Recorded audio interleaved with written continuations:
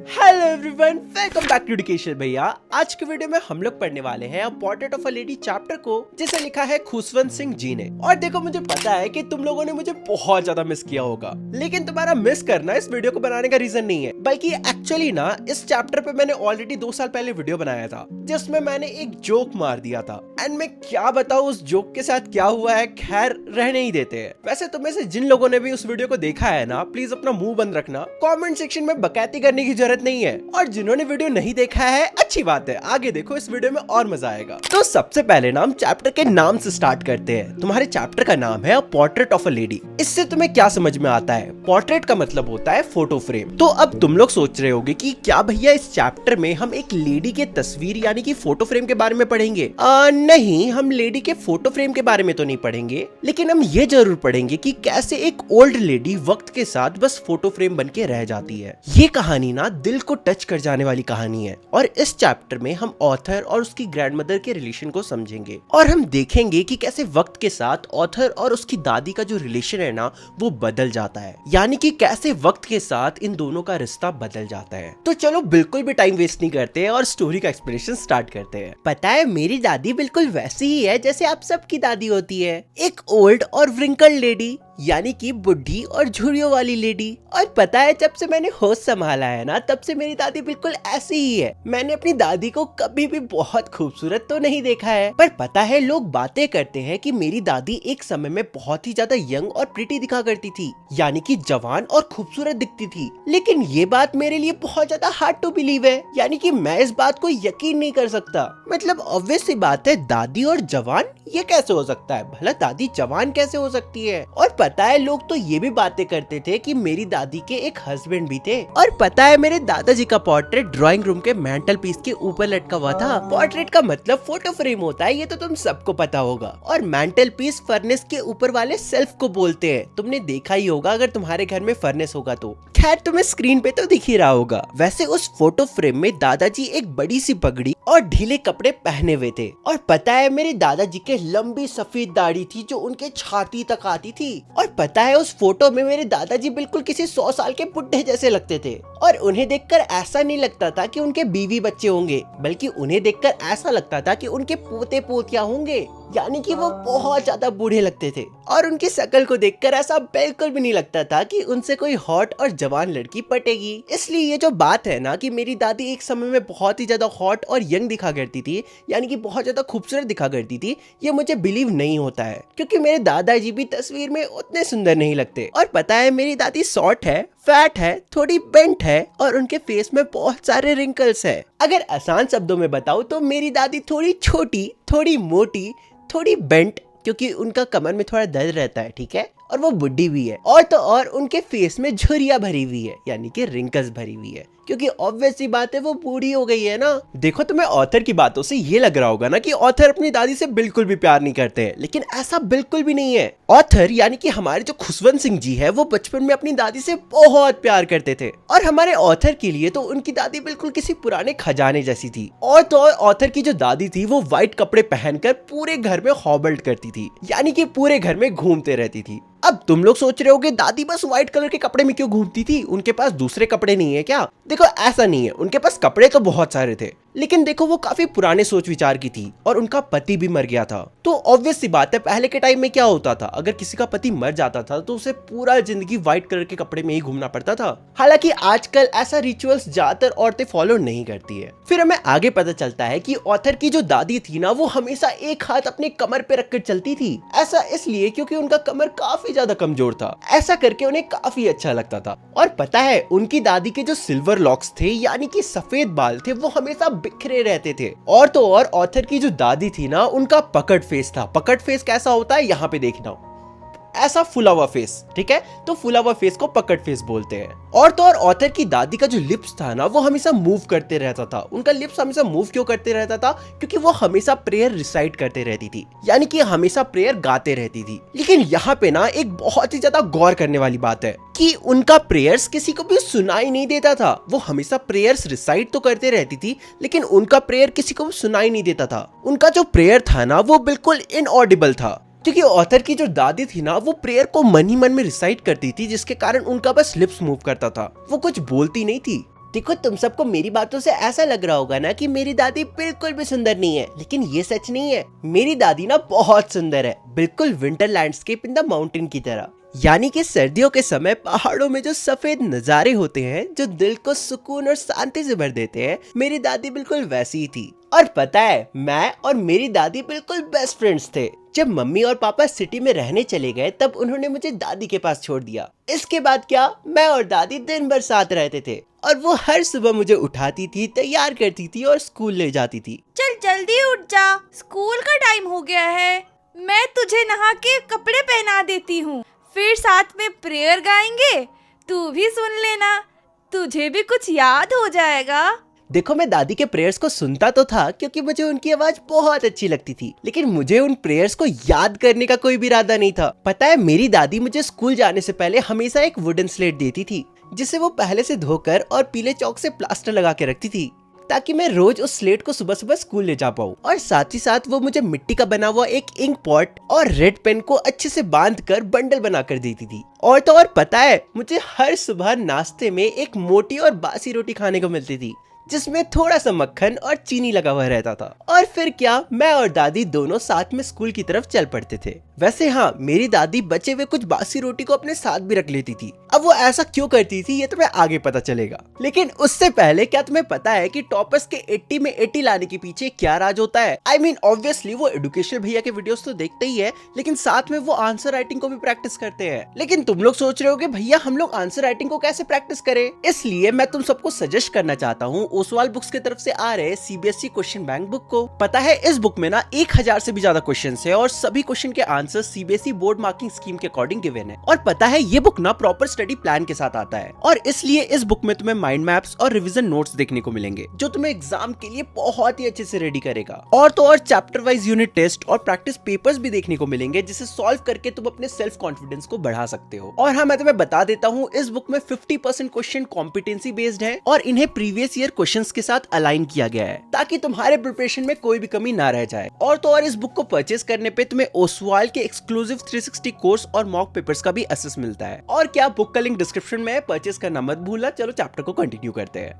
वैसे तुम्हें पता है, दादी ऑथर के साथ स्कूल इसलिए जाती थी क्योंकि जो स्कूल था ना वो टेंपल के साथ सटा हुआ था और मॉर्निंग प्रेयर्स के टाइम जो पंडित जी होते थे ना, वो बच्चों को अक्सर अल्फाबेट्स और प्रेयर्स सिखाया करते थे। और इस वक्त ऑथर की जो दादी थी वो मंदिर के ही अंदर बैठकर स्क्रिप्चर्स को पढ़ा करती थी। और फिर जब ऑथर और उनकी दादी का काम खत्म हो जाता था तो दोनों साथ में घर की तरफ जाने लगते थे। और तुम्हें पता है, रास्ते में गांव के जो कुत्ते थे ना, वो मंदिर के दरवाजे पे दादी का इंतजार करते रहते थे और मेरी दादी उन्हें रखे हुए बासी रोटियां दे देती थी। और ये कुत्ते उन रोटियों के लिए लड़ते झगड़ते ग्राउल करते हुए हमारा पीछे घर तक आ जाते थे। लेकिन ऑथर की दादी को ना ऐसे कुत्तों को खाना देकर बहुत अच्छा लगता था। इसके बाद जब मेरे मम्मी पापा सिटी में कम्प्लीटली सेटल हो जाते हैं ना, तो वो मुझे और मेरी दादी को वहाँ अपने साथ बुला लेते हैं। लेकिन यहाँ पे मेरी और मेरी दादी के बीच जो फ्रेंडशिप थी उसमें एक बड़ा टर्निंग पॉइंट आता है। हालांकि अभी भी मैं और मेरी दादी साथ में एक ही कमरे में रहते थे, लेकिन दादी अब मेरे साथ स्कूल नहीं जाती थी क्योंकि अब मैं इंग्लिश स्कूल जाता था और उस स्कूल के लिए मुझे लेने एक मोटर बस आता था। और तो और सिटी में ज्यादा कुत्ते भी दिखाई नहीं देते थे, इसलिए अब जो मेरी दादी है ना, वो आंगन में चिड़ियों को खाना देना शुरू कर देती है। जैसे दादी पहले गांव में कुत्तों को खाना देती थी, उसी तरह से यहाँ पे जो दादी है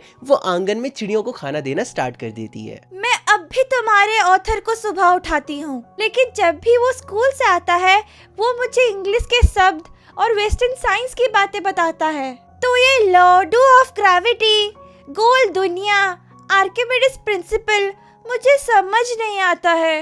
मुझे तो बस प्रेयर्स और स्क्रिप्चर्स ही समझ आते हैं। मुझे ये मॉडर्न स्कूल नहीं पसंद जहाँ ये फालतू की चीजें पढ़ाई जाती हो जो मेरे लिए कोई सेंस नहीं बनाता। अब देखो, दादी को ना इंग्लिश स्कूल का सिलेबस बिल्कुल भी पसंद नहीं था। अब देखो, ऑब्वियस सी बात है, अगर तुम अपनी दादी को लॉ ऑफ ग्रेविटी और आर्किमिडीज प्रिंसिपल वगैरह बताओगे तो तुम्हें लात जूते तो पड़ेंगे ही ना। और पता है, एक दिन जब मैं अपनी दादी को बताता हूँ कि मेरे स्कूल में म्यूजिक लेसन्स भी सिखाया जा रहा है, तो ये सुनकर मेरी दादी कुछ भी नहीं कहती है, यानी कि वो एक शब्द नहीं कहती है, क्योंकि मेरी दादी के अकॉर्डिंग म्यूजिक बिल्कुल भी अच्छी चीज नहीं थी। उनके लिए ये नाच गाने वाली चीज बिल्कुल गंदी चीज थी जो बस गलत लोग ही करते हैं। मेरी दादी के लिए ये नाच गाना कोई आर्ट वार्ट नहीं था, बल्कि उनके लिए ये एक ऐसी चीज थी जो सिर्फ 2 नंबर वाले लोग या फिर गरीब भिखमंगे लोग करते हैं।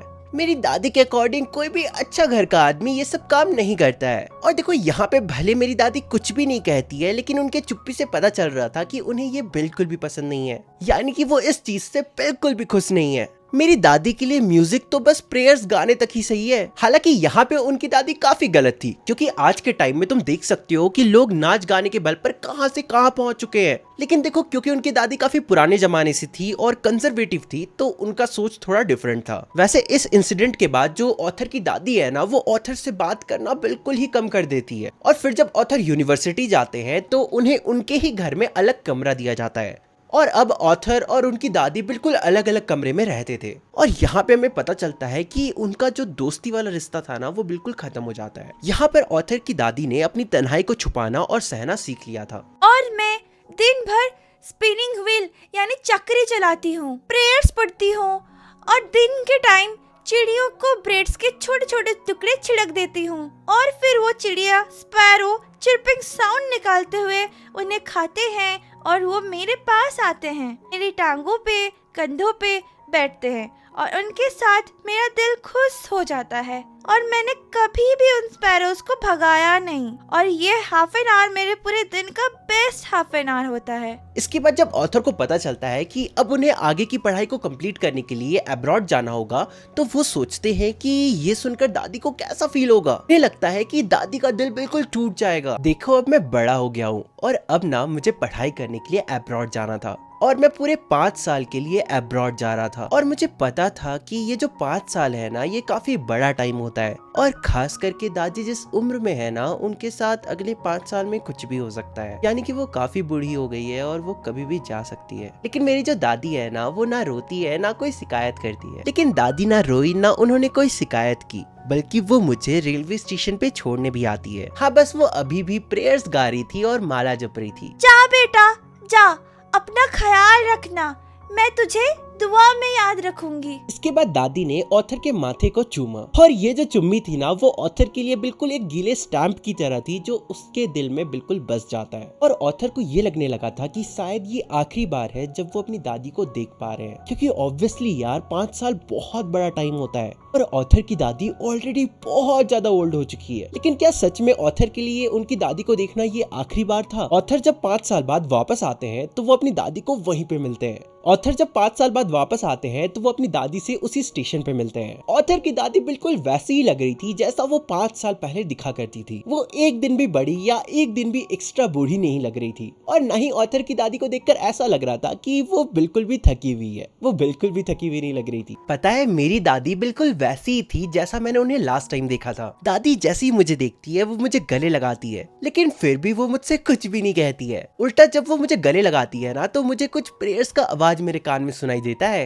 क्योंकि दादी ने जब मुझे गले लगाया था ना, तब भी वो प्रेयर्स को गुनगुना रही थी। और पता है, अभी भी घर पे दादी का जो सबसे फेवरेट खुशी वाला टाइम है ना, वो है चिड़ियों के साथ, जब वो उन्हें खाना देती है और उन्हें प्यार से डांटती है। हाँ, मेरी जो दादी थी ना, अब वो चिड़ियों को प्यार से डांटती थी। डांटने का मतलब वो उन्हें भगाती नहीं थी कि सू भाग जाओ, बल्कि इस वे में कि अरे हटो, ऐसा मत करो, चलो वहाँ चले जाओ, यहाँ से हट जाओ, बहुत ही प्यार से। और मेरी दादी ऐसे ही उन्हें प्यार से डांट कर खाना खिलाती थी। लेकिन पता है, ऑथर की दादी की इवनिंग रूटीन में कुछ तो चेंज था, यानी कि कुछ तो फर्क था, क्योंकि शाम को जब ऑथर अपनी दादी को देखते हैं ना, तो उन्हें उनमें बहुत ही अलग सा जुनून दिखता है। और ऑथर ये भी देखते हैं कि उनकी जो दादी है ना, वो इस वक्त प्रेयर्स नहीं गा रही है। उल्टा उनकी जो दादी होती है, वो एक बड़ा सा ढोल उठाती है और अपने आसपास जितनी भी औरतें थी उन्हें बुलाती है, इकट्ठा करती है, और वो सभी औरतें और दादी मिलकर होमकमिंग ऑफ वॉरियर्स गाती है, यानी कि योद्धाओं के घर वापसी की गीत गाती है। और इस वक्त उनके आवाज में एक अजीब सी ताकत दिख रही थी, जैसे कि वो अपने जिंदगी के आखिरी जश्न को एंजॉय कर रही हो। लेकिन ऑथर की जो दादी होती है ना, वो इस चीज को ओवरडू करने लगती है, यानी कि वो ड्रम जो बजा रही थी ना, वो ड्रम को बजाए जा रही थी। पता है, हम सभी दादी को देखकर बहुत ज्यादा हैरान हो जाते हैं और उन्हें रोकना पड़ता है ताकि वो और ज्यादा थक ना जाए। और ये पहली बार था जब मैंने अपनी दादी को बिना प्रेयर्स को रिसाइट करते हुए देखा था, क्योंकि पहले जब भी मैं अपनी दादी को देखता था ना, वो हमेशा प्रेयर्स को रिसाइट करते रहती थी। लेकिन फिर अगली ही सुबह मेरी दादी बीमार पड़ जाती है। इसके बाद डॉक्टर को बुलाया जाता है। जो डॉक्टर था ना, वो कहता है कि कोई बड़ी बात नहीं है, छोटा मोटा बुखार है, ठीक हो जाएगा। लेकिन मेरी दादी को ऐसा नहीं लगता था। उन्हें लग रहा था कि उनका आखिरी समय अब नजदीक आ गया है, और मेरी दादी इसी बात पे अड़ गई थी। बेटा, ये मेरी जिंदगी का आखिरी चैप्टर है। मेरी जिंदगी का आखिरी चैप्टर खत्म होने वाला है। अब मुझे बस प्रेयर करने दो, दुआ करने दो, तुम सब छोड़ दो मुझे। ऑथर और उनकी फैमिली ने दादी को बहुत समझाया, लेकिन दादी नहीं मानती है। उनकी जो दादी है वो बिस्तर पर लेटे रहती है और शांति पूर्वक वो प्रेयर्स को गा रही थी और माला को जप रही थी। और फिर एक पल में उनका होठ रुक गया, माला उनके हाथों से गिर गया।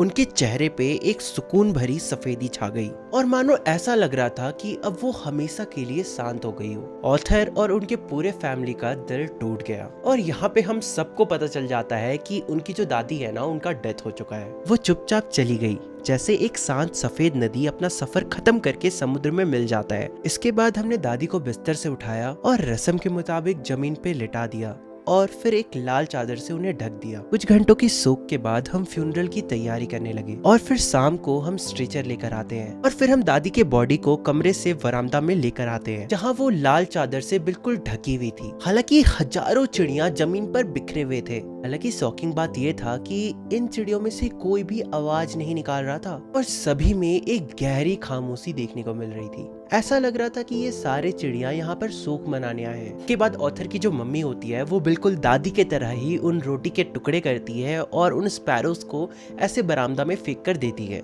लेकिन उन स्पैरोज में से एक भी स्पैरो ऐसा नहीं होता है जो उन रोटी के टुकड़ों को खाता है। उन स्पैरोज को देखकर ऐसा लग रहा था ना कि वो स्पैरोज भी दादी के अंतिम समय में उन्हें देखने आए और उनका भी बिल्कुल मन नहीं है उन रोटी के टुकड़ों को खाने का। इसके बाद जब दादी के शरीर को वहां से ले जाया जाता है तो वो जो पंछी होते हैं ना, वो जो बर्ड्स होते हैं, स्पैरोज होते हैं, वो सब भी वहां से चले जाते हैं। और ये देखकर बिल्कुल ऐसा लगा कि वो सब भी दादी को आखिरी सलामी दे रहे हैं। फिर अगले दिन स्वीपर आता है और उन सभी रोटी के टुकड़ों को उठाकर डस्टबिन में डाल देता है। हाँ, किसी भी चिड़िया ने रोटी के टुकड़ों को खाया नहीं था। देखो, यहाँ पर हमारी दादी तो हमसे दूर चली गई, लेकिन हमारी दादी का जो प्यार था ना, वो हमेशा हमारे दिलों में रहेगा। तो यही थी the portrait of a lady की कहानी। एक ऐसी दादी की कहानी जो प्रेयर, शांति और प्यार का रूप थी। और उनके डॉग्स, उनकी चिड़िया, उनकी माला और उनका सुकून, ये सब हमें याद दिलाता है कि प्यार वक्त से भी ज्यादा बड़ा होता है। आई होप सो ये स्टोरी पढ़ने में तुम्हें मजा आया होगा और सब कुछ बहुत ही अच्छे से समझ में भी आ गया होगा। मैंने कोशिश किया है कि इंग्लिश के जो इंपॉर्टेंट वर्ड्स है ना, उन्हें मैं इंग्लिश में ही बोलूं ताकि तुम अपने एग्जामिनेशन के आंसर राइटिंग में लिखकर आ पाओ। और बाकी तुम्हें पता ही है, अगर तुम्हें पसंद आया तो वीडियो को लाइक करो, चैनल को सब्सक्राइब करो और अपने दोस्तों के साथ शेयर करना मत भूलना। इस वीडियो में एम करते हैं 20,000 लाइक्स की। आई नो बहुत ज्यादा मांग रहा हूँ, बट पता नहीं, देखते हो पाता है कि नहीं हो पाता है। बाकी जिन्होंने मुझे अभी तक इंस्टाग्राम में फॉलो नहीं किया है, कर लो यार, लिंक डिस्क्रिप्शन में गिवन है। बाकी तुम लोगों से मिलते हैं अगले वीडियो में, तब तक के लिए बाय बाय।